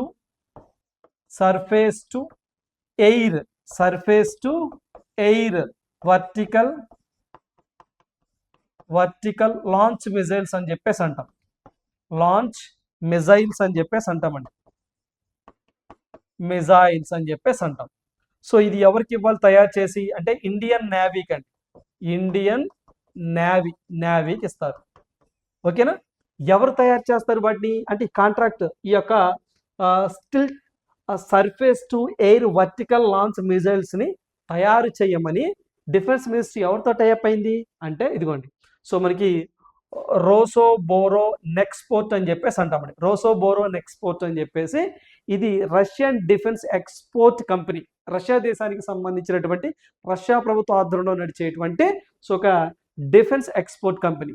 దానికి ఈ యొక్క రక్షణ శాఖ మంత్రి వారు ఒప్పందం చేసుకోవడం జరిగింది. ఓకేనా. సో మరి ఎంత అమౌంట్తో అంటే సో ఇది వచ్చేసరికి 2,182 కోట్ల రూపాయలతో అని చెప్పేసి ఇక్కడ మీరు గుర్తుంచుకోవాలి. ఓకే. ఇప్పుడు 2 ఒప్పందాలు అని చెప్పా. ఒక ఒప్పందము డిఫెన్స్ మినిస్ట్రీ వారు హాల్తో ఒప్పందం కుదుర్చుకున్నారు. మొత్తము 6 advanced light helicopter Mark II విమానాలను తయారు చేసి ఎవరికి ఇవ్వాలి? ఇండియన్ కోస్ట్ గార్డ్కి ఇవ్వాలి. రెండో ఒప్పందం సో మనకి stilt surface to air vertical launch vehicle missiles అని చెప్పి లాంచ్ మిజైల్స్ అంటాం. సో వీటిని ఎవరు తయారు చేస్తారు అంటే ఆ కాంట్రాక్ట్ ఎవరికి ఇచ్చారు అంటే డిఫెన్స్ రష్యా దేశానికి సంబంధించినటువంటి రోసోబోరో నెక్స్పోర్ట్ అనే ఒక ఆర్గనైజేషన్స్కి ఇచ్చారు. సో ఎంత అమౌంట్తో? 2,182 కోట్లతో వాళ్ళకి అగ్రిమెంట్ చేసుకున్నారు. ఇవి తయారు చేసి ఎవరికి ఇవ్వాలి? ఇండియన్ నేవీకి ఇవ్వాలి. సో ఇక్కడ ఈ 2 కంపెనీస్ ఇంపార్టెంట్, ఈ అమౌంట్ ఇంపార్టెంట్, అవి ఎవరికి ఇవ్వబోతున్నారు అనేది ఇంపార్టెంట్. చూడండి మీకు 3 సెగ్మెంట్స్గా మీకు ఈజీగా అర్థం అవడం కోసం అండి. ఇది వీళ్ళు తయారు చేస్తారు. దీనికోసం ఎంత ఫండింగ్ ఇస్తారు? రక్షణ శాఖ మంత్రి ఎంత ఇస్తుంది? 2,901 కోట్ల రూపాయలు ఇస్తుంది. చేసి ఎవరికి ఇవ్వాలి? ఇండియన్ కోస్ట్ గార్డ్కి ఇవ్వాలి. ఈ మిసైల్స్ని ఎవరు తయారు చేస్తారు? రష్యా దేశానికి సంబంధించినటువంటి రోసోబోరో నెక్స్పోర్ట్. ఎంత అమౌంట్తో? 2,182 కోట్ల రూపాయలతో. సో ఇది తయారు చేసి ఎవరికి ఇవ్వాలి? ఇండియన్ నేవీకి ఇవ్వాలి. ఎంత అమౌంట్? ఏ 2 సో దేనికి సంబంధించినవి. సో అలా మీరు సెగ్మెంట్లుగా చదువుకోండి, అంటే వివరంగా చదువుకోండి. ఫేజ్ 1 ఫేజ్ 2 అంటే ఫస్ట్ పాయింట్ ఏంటి, సెకండ్ పాయింట్ ఏంటి, థర్డ్ పాయింట్ ఏంటి, అలా చదువుకుంటే ఈజీగా ఉంటుంది. అంత గజిబిజి కాకుండా మీరు మహా అయితే టేబుల్ వేసుకోవచ్చండి. టేబుల్ వేసుకొని చూడండి. ఫర్ ఎగ్జాంపుల్ అంటే మీకు అర్థం అవడం కోసం చెప్తున్నానండి. ఇలా ఒక టేబుల్ వేసుకొని ఓకే ఇదిగోండి, ఇదైతే మనకి 6 అడ్వాన్స్డ్ లైట్ హెలికాప్టర్స్ అని, తర్వాత వచ్చేసరికి surface to air vertical launch vehicles అని పెట్టుకొని ఇలా వేసుకొని ఇదేమో హాల్, ఇదేమో రోసోబోరో నెక్స్పోర్ట్, ఇటు వచ్చేసరికి ఏమో అమౌంట్, ఇటు వచ్చేసరికి అమౌంట్, ఇంకొక స్లైడ్లో ఇంకొక పాయింట్లో ఇండియన్ కోస్ట్ గార్డ్, ఇటు వచ్చేసరికి ఇండియన్ నేవీ. ఇట్సారా ఓకేనా. Right. So next one check list. ఏ లిస్ట్? Check list. చెప్తున్నాను, చెక్ లిస్ట్ అనేది చాలా చాలా ఇంపార్టెంట్. సో దాని యొక్క ఫ్రూట్స్ ఎగ్జామ్ పాయింట్ ఆఫ్ రీల్ ఎగ్జామ్లోనండి. ఏదో టెస్ట్ సిరీస్ పేపర్లో కదా, రీల్ ఎగ్జామ్లో కూర్చున్నప్పుడు చెక్ లిస్ట్ అంటే ఇదా, నేను చాలా బాగా యూటిలైజ్ చేసుకున్నానే అనే ఫీల్ నీకు వస్తుంది. ఓకేనా. సో కొన్ని ప్రశ్నలకు సమాధానం ఎగ్జామే, రీల్ ఎగ్జామే. ఓకేనా. అప్పుడు చెక్ లిస్ట్ విలువేంటో తెలుస్తుంది. మళ్ళీ చెప్తానండి, ఈ చెక్ లిస్ట్ పెట్టడానికి నేను వెనక బ్యాక్గ్రౌండ్లో చాలా హార్డ్ వర్క్ చేయనండి. సో ఇట్ ఈస్ బెటర్ ప్రాపర్గా సపరేట్గా ఒక చిన్న నోట్స్ పెట్టుకోండి, ఒక 100 పేజెస్ 50 రూపీస్ చెక్ లిస్ట్ సపరేట్గా. సో ఖచ్చితంగా నువ్వు ఎగ్జామ్కి వెళ్ళే ముందు ఒక్కసారి రివిజన్ చేసేళ్ళు. కనీసం నీకు 4-5 బిట్లు తగలకపోతే చూడు, ఖచ్చితంగా ఎగ్జామ్లో వస్తాయండి, నో డౌట్. ఎందుకంటే ఇది past experience and personal experience కూడా, ఇలాంటివి ఏ పుస్తకాల్లో రాయరండి. ఓకేనా? సో ఇక్కడ చూస్తే checklist, Nirmala Sitharaman budget ప్రవేశపెట్టడం ఇది 9వసారి. అదేనండి, మనం ప్రవేశపెట్టారు కదా 2026 ఫిబ్రవరిలో, 9వసారి. ఓకేనా? నెక్స్ట్, సో ఇప్పటి వరకు మాజీ ప్రధాని మొరార్జీ దేశాయ్ అత్యధికంగా 10 సార్లు ప్రవేశపెట్టారు, కాకపోతే వరుసగా ప్రవేశపెట్టలేదు. ఆయన వరుసగా ప్రవేశపెట్టలేదని గుర్తుంచుకోండి. ఓకేనా? సో మనకి మాజీ ఆర్థిక మంత్రి పి చిదంబరం మొత్తం 9 సార్లు బడ్జెట్ ప్రవేశపెట్టారు, కానీ ఆయన వరుసగా కూడా ప్రవేశపెట్టలేదు. వీరే వరుసగా ప్రవేశపెట్టడం అంటే 9వసారి ప్రవేశపెట్టారు. అయితే నిర్మలా సీతారామన్ గారు ఆర్థిక మంత్రిగా ఎప్పుడు వీరు ఆర్థిక మంత్రిగా వచ్చారు అంటే 2019 మే 31వ తారీఖున ఫినాన్స్ మినిస్ట్రీగా, ఓకేనండి, ఫినాన్స్ మినిస్ట్రీగా ఈమె రావడం జరిగింది. ఫినాన్స్ మినిస్ట్రీకి ఎప్పుడు 2019 సో మే 31న.